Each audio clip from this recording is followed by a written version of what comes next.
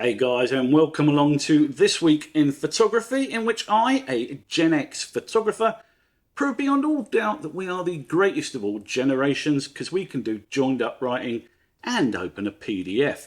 Checkmate boomers and millennials. Every week or thereabouts, I take a look at interesting stories happening in the photographic world, poke my largest telephoto lens towards the darkened corners, and expose the truth behind the headlines.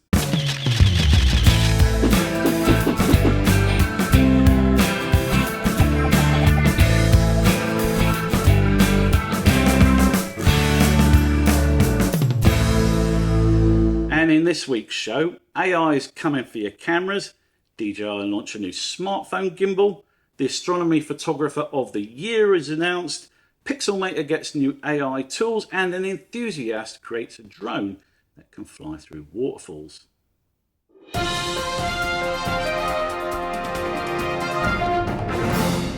Over the years, we've heard all sorts of horror stories about how artificial intelligence is going to come and take over all the jobs and turn us into redundant meat sacks, reduced to roaming the earth in mobility scooters in search of interesting new chip flavours. And while some of the scenarios dreamt up by the writers of clickbait websites have proved to be less likely than America voting for an atheist black female president that wants to ban guns and basketball, other scenarios became a reality faster than anyone could have imagined. And so it's come to pass that AI is coming for your cameras.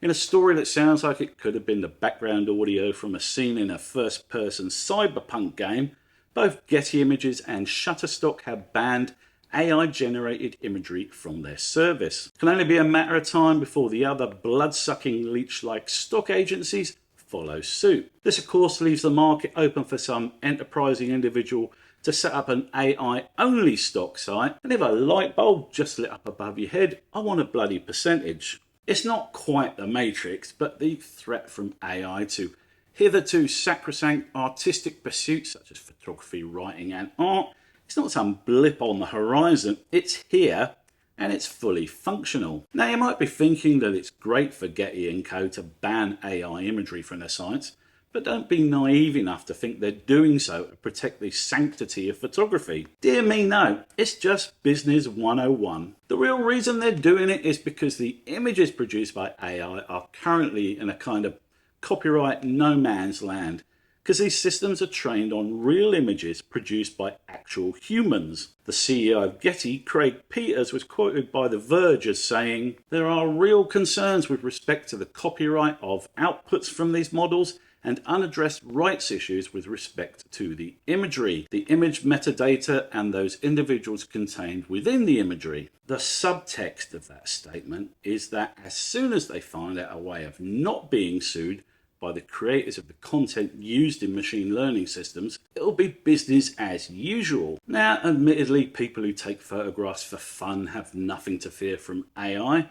For hobbyists, it will be business as usual. We can carry on cranking out the sunset beach photos to our heart's content. But if you earn a living from photography, particularly stock photography that includes human beings in it, I'd be a little bit nervous. Put simply, I strongly believe that AI is going to annihilate the kind of traditional stock photography that involves non-specific humans. Why would anyone go to the trouble of hiring a professional photographer, model, studio and lighting when they can type a one-line prompt into an AI service and get precisely what they want in seconds? Will these AI-generated photos be as good as those produced by a professional photographer? Maybe, maybe not. It doesn't matter.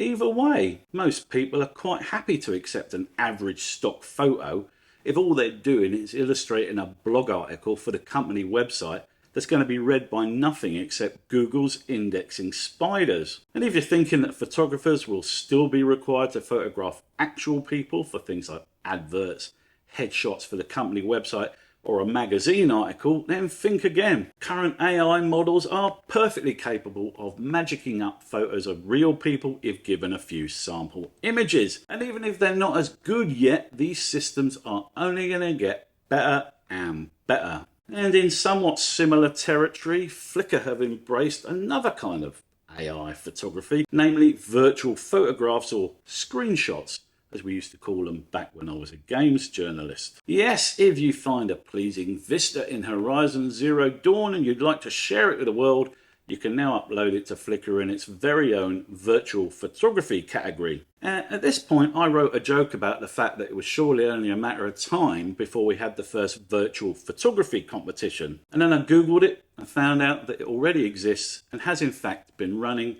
for 4 years.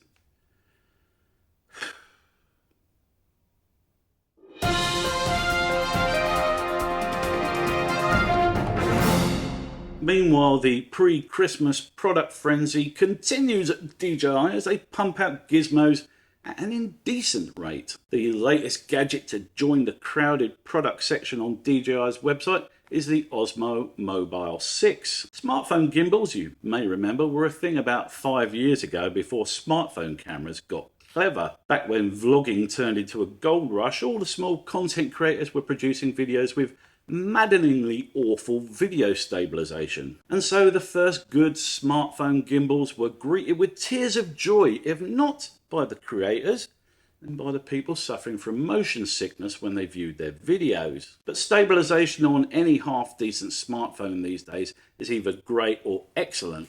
I could film my podgy old face jogging down the road on my iPhone 12 and it may as well have been shot on a Steadicam. The new iPhone 14 has stabilization so good it looks like it was shot on a slider. So I do wonder whether there's a massive market for something like the Osmo Mobile 6. Once you take out the need for video stabilization, what's left on the feature list? Basically a bunch of gimmicky shots that will never be used by anyone except the cheesy influencers that DJI choose to send a free sample to. I've been through the list on the DJI website, and the only feature I can't manually emulate when I'm on my own is Active Track. The ability to stick the Osmo on a tripod when you're filming yourself is useful if you're doing lots of walking around as you explain the benefits of the affiliate product you're shilling. If you're the last person on earth that hasn't got a smartphone gimbal collecting dust on your shelf, then the Osmo Mobile 6 is available now for 239 Australian dollars or 159 US.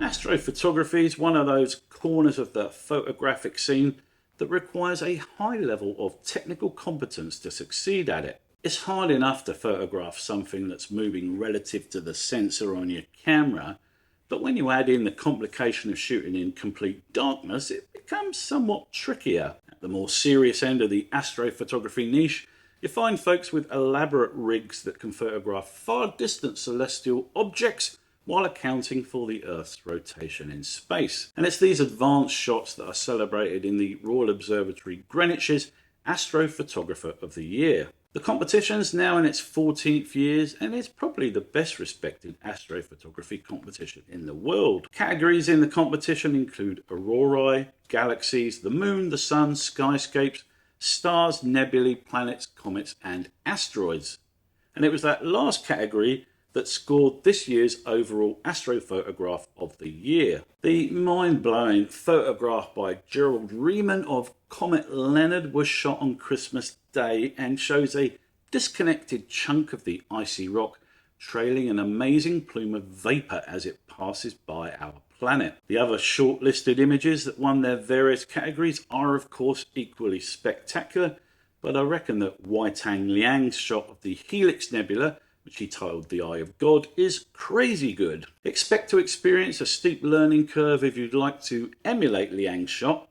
Here's his explanation of the process behind it. I was very curious to enhance all the faint but high contrast details that are never seen in other images, so I used 30-minute sub-exposures in both H-alpha and OIII emissions throughout the observable session. Finally, I got 22.5 hours of perfect data.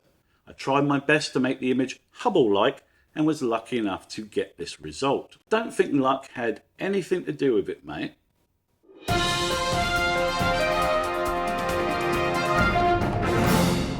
Popular image editor Pixelmate A Pro has just received some welcome updates and a point release on the Mac App Store. Pixelmate A Pro version 3, codenamed Muse, is a big update. This app represents solid value for money and is, as far as I'm concerned, far away the best cheap alternative to Photoshop for anyone who wants subscription-free software. The release continues to push its graphic design features, including a new adaptive templating system for artworks. However, it's the new AI-based tools for photographers that caught my eye and show that the developers are not about to be left behind in the old AI arms race. The app can now do AI background removal and AI image upsizing, utilizing the core ML hardware on the latest Macs. Pixelmate A Pro has a truly excellent interface that is considerably easier to understand from a beginner's point of view, but the elegant design belies the advanced features in the app,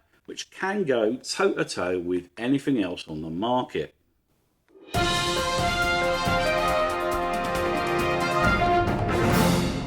And finally, FPV Drone Flyers used to live by TLC's advice that they don't go chasing waterfalls, but no more.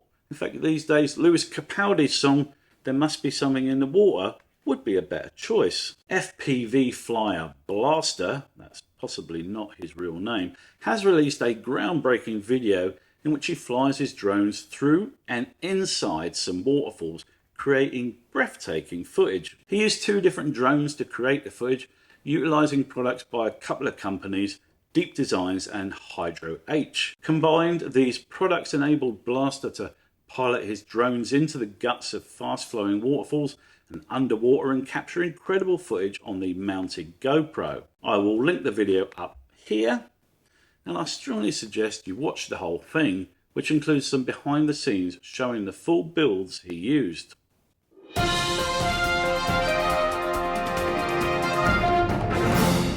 That's it for this week, guys. Are you worried about the AI invasion, or do you, for one, welcome our new AI overlords? Do you fancy transitioning into underwater FPV drone work instead? As always, leave me a comment in the section below and hit the old like button if you enjoyed my video. Consider subscribing for more generalized photography bollocks from me, and hit the old bell icon to be notified when said generalized photography bollocks is uploaded. Till the next time, guys, ta-ta.